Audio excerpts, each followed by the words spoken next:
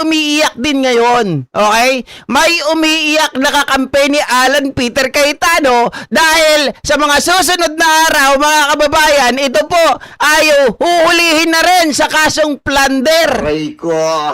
No? Kaya ngayon, sa social media nagsusumbong. Sino po siya, mga kababayan? Ito po, si Senador Rodante Marcoleta. Kababayan, ngayong araw ay narinig po ninyo ang pagpapahayag at mga deklarasyon at testimonya ng mga dating sundalo na nagpasya na magkatipon-tipon.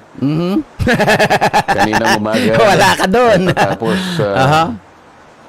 kani-kanina lang, tungkol sa maanomalyang flood control projects na kinapalooban ng maraming pagdideliver ng napakaraming mali-maletang salapi sa iba't ibang mga tao Miyak. at opisyalis ng ating bansa.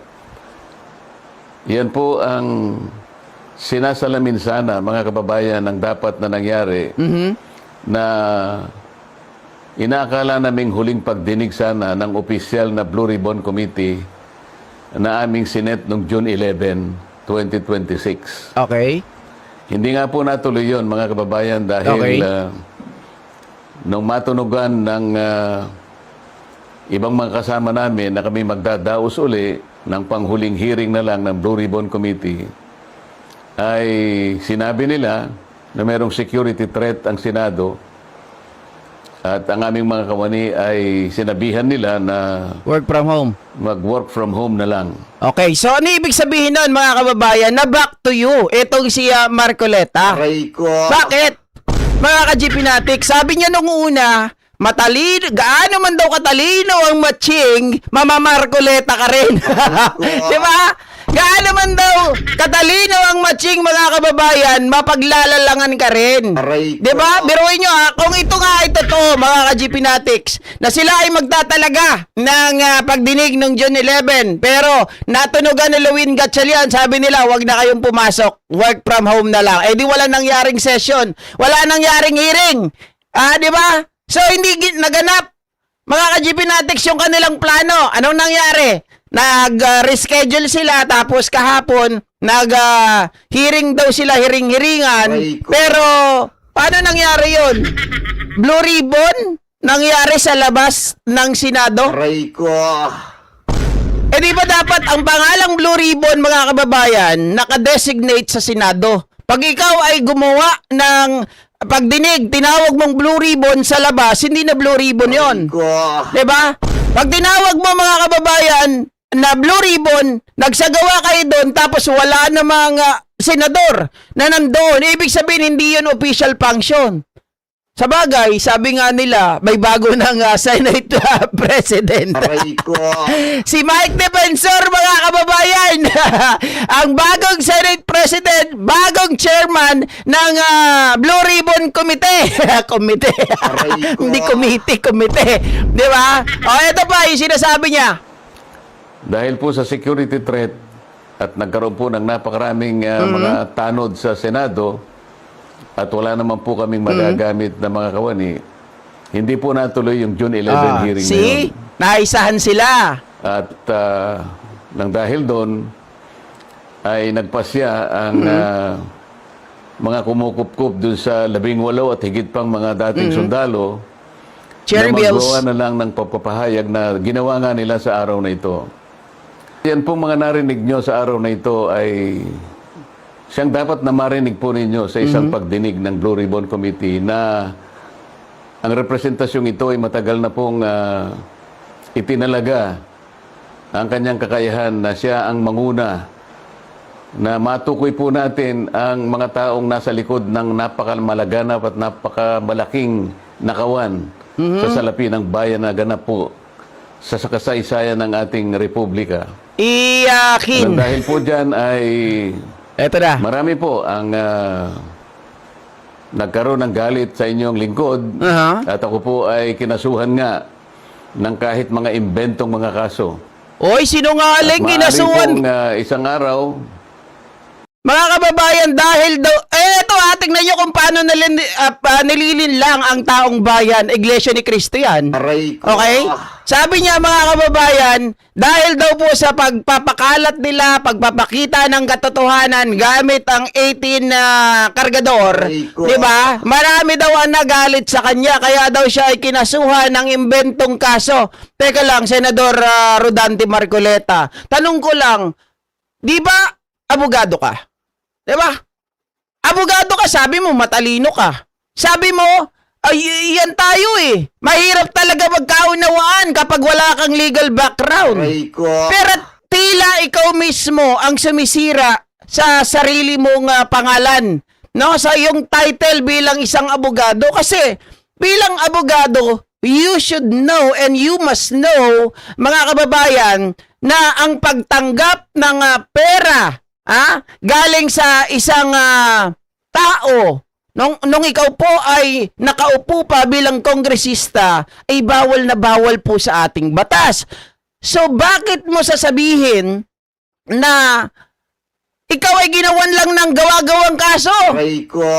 Samantalang bago pa lumabas ang 18 kargador, inamin mo na doon sa iyong programa na kung saan sinabi mo, kasi sabi nung mga nag-donate sa akin, pare, tutulungan ka namin pero isa lang ang pakiusap ko ha. Isa lang ang pakiusap namin, huwag mo kaming papangalanan. Siyempre, tumulong na nga sa'yo, papangalanan mo pa. Di ba, congressman ako nun eh. Aray Sabi ko. niya pa, di ba? Congressman ako nun eh. Sabi nila, mananalo daw ako bilang senador. Kaya tinanggap ko. Aray ko. Tapos gawa-gawang kwento. Anong gawa-gawa doon? Nanggaling mismo sa bibig mo, kongresista ka at that time. Di ba? Sa laki ba naman ng kabobohan mo? Aray ko. Di ko alam kung ano nakatago dyan sa piluka mo. Di ba na hindi mo nagagamit ng tama yung title mo? Abogado ka? Tapos tumatanggap ka ng pera? Kongresista ka nun okay lang sana kung hindi ka kongresista. Di ba? Nung time na yon. Kung hindi ka po, mga kababayan, nakaupo sa pwesto, pwede kang tumanggap, walang problema. Kaya lang, inamin din ni Mike Defensor, kayabang-yabang pa.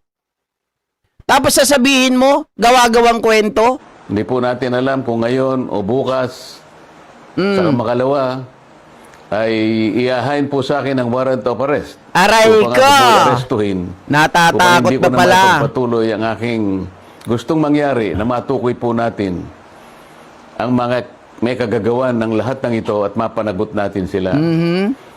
Pero wag po kayong mag-alala kahit ako po ay kanilang maaresto at maipakulong. Kagaya na po ng sinasabi ko, ay hindi po tayo titigil hanggat hindi po natin natutukoy ang mga taong ito dahil kayo po talaga ang dapat pagsilbihan namin. Interes po ninyo ito. Huwag kayong mawawalan ng loob at huwag kayong mawawalan ng pag-asa.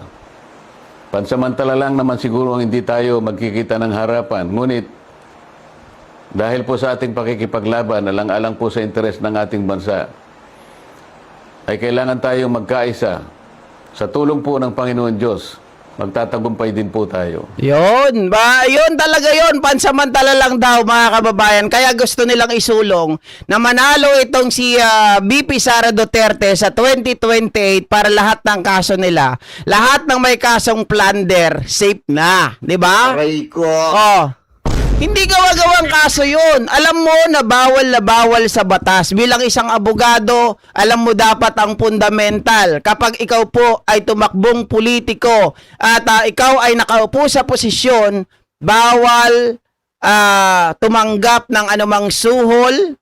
Sabi niya, hindi naman suhol yun, ibigay yun ano ba tawag mo dun? Diba? Pera yun Sabi po yan ng konstitusyon.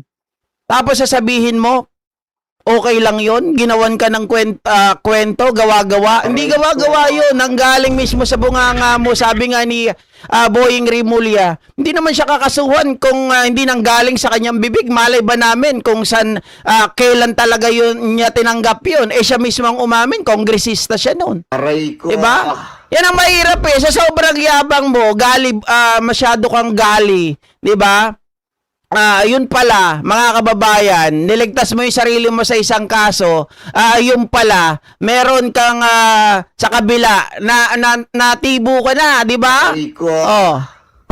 Anyway, mga ka-GPnatics, wala pa rin, hindi pa nagsisimula yung special session.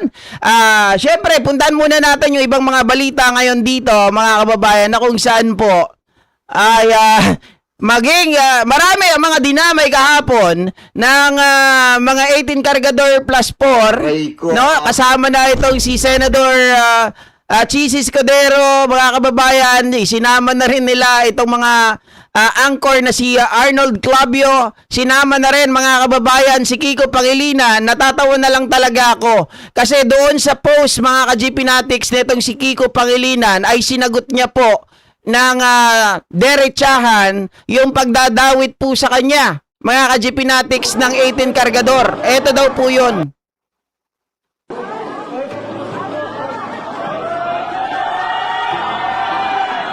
Di ba nasa picture lang, mga kababayan, meron na kaagad maleta.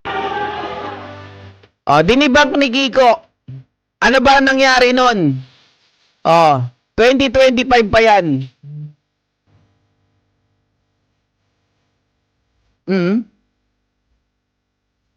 And because this is a forum para sa ating farmers, we will make sure na yung ating itinaglaban, mabigyan ng suporta ang mga magsasaka, ay bibigyan natin ng prioridad.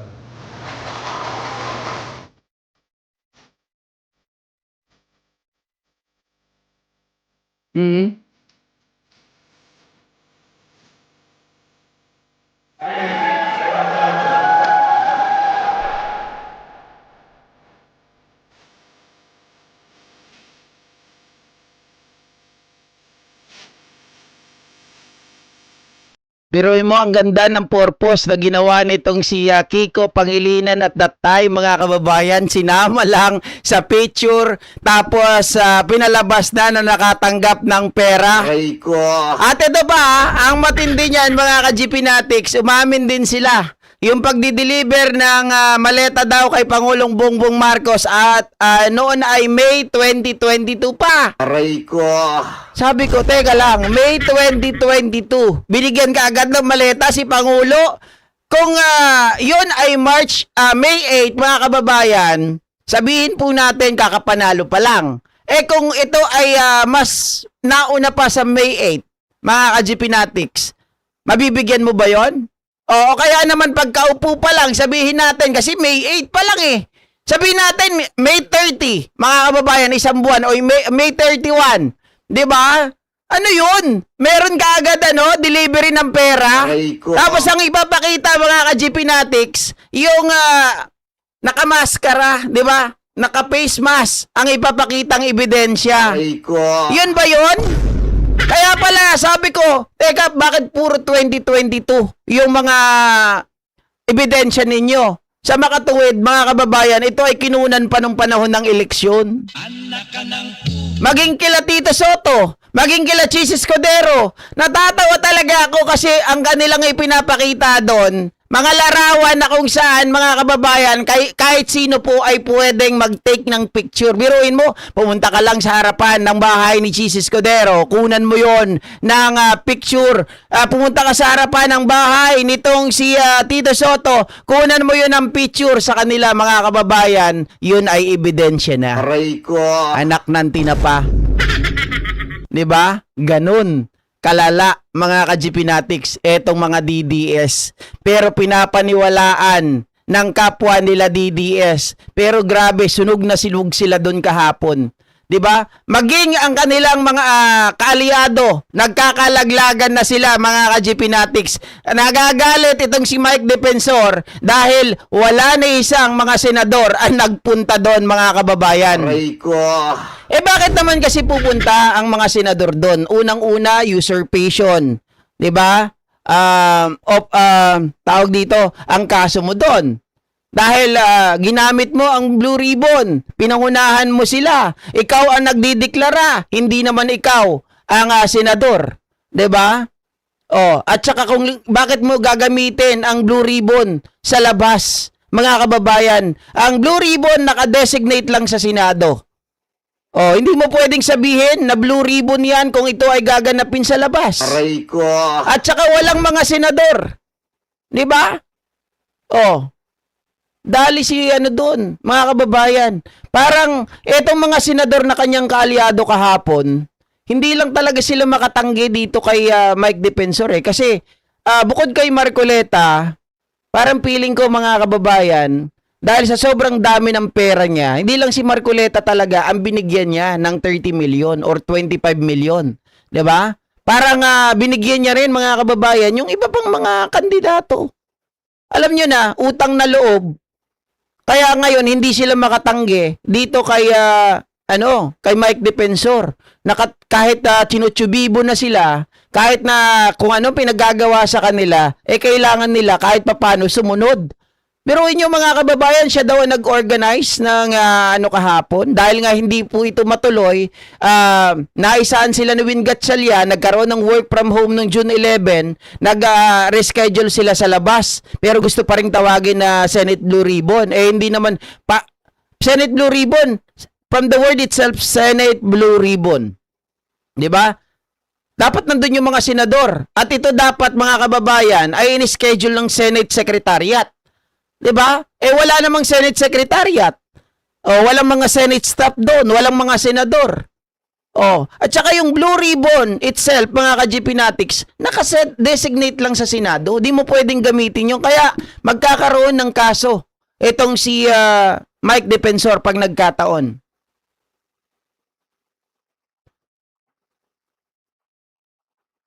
Ministro,